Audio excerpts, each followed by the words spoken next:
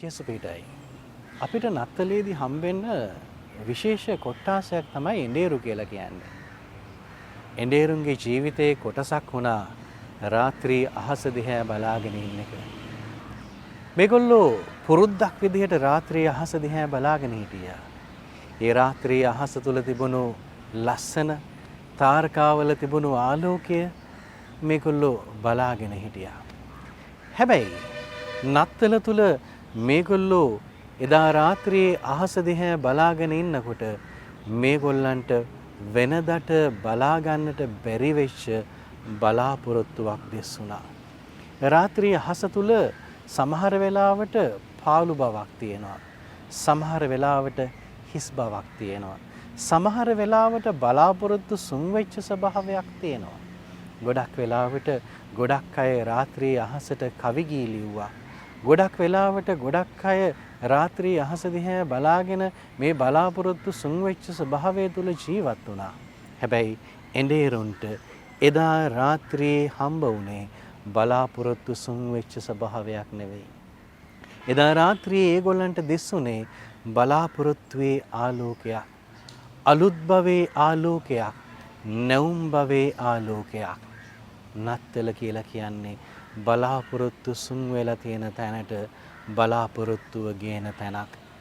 හැමදේම එපා වෙලා තියෙන තැනට අලුත් ජීවිතයක් අරගෙන එන තැනක්.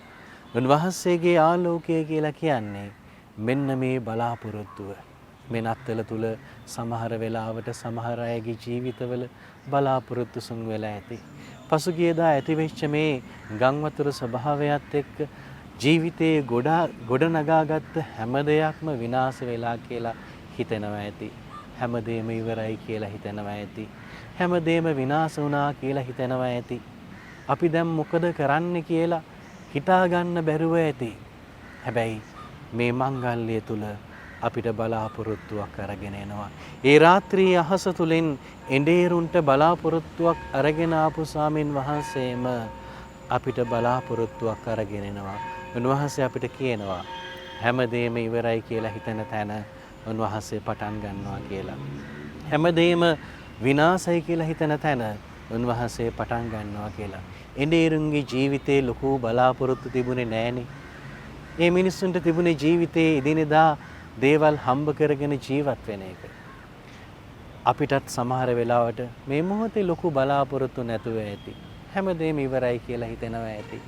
හැබැයි එඬේරුන්ට බලාපොරොත්තුව ගෙනාපු උන්වහන්සේම අද අපිටත් බලාපොරොත්තුව අරගෙන එනවා.